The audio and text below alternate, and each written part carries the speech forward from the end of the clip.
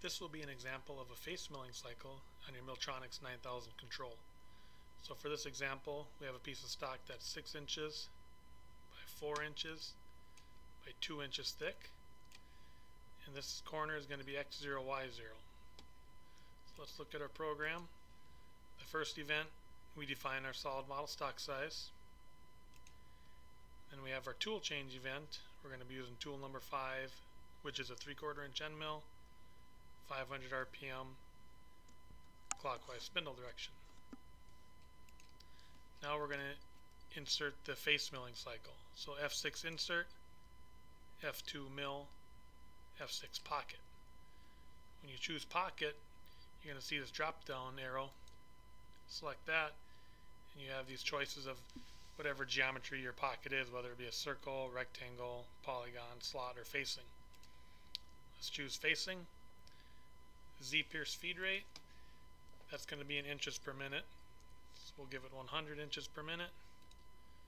Return point, we're going to set that at our clearance, which is going to be 0.1 because Z0 is the top of the part, so it'll be 100 thou above. Then it's going to ask you for your final depth of your facing cycle. Final depth will be negative 250 thousandths. Our first depth, negative 100 thousandths. What's your depth increment? We'll say 100 thousandths increment. XY feed rate, so at what speed are you going to be milling across an X and Y? We'll say 35 inches per minute. Now what's the pocket center? X0 is the left edge of our part, and it's 6 inches wide, so X center would be 3. And what's the Y center? Y0 is the back edge, and the part would be 4 inches wide, so negative 2 would be the pocket center. What's our pocket dimension?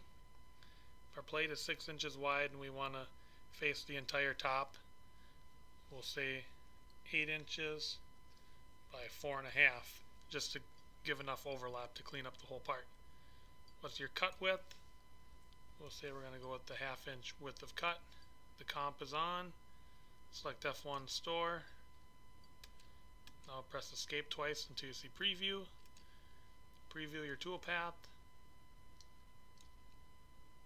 So there you see your tool path. It faced off the whole part with the 1/2 inch width of cut. Now if you decide the 1/2 inch width of cut is too wide, let's say you have to make it smaller, press escape.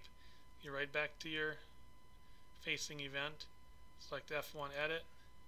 Change your cut width. Let's put our cut width to 125 thousandths. F1 store and F11 preview. And now you see a much smaller width of cut, but it still faces the entire dimension that we told it. The 8 inches by 4.5. And it goes to a depth of negative 250. So that's a nice way to face off the top of your part. Very simple and user friendly.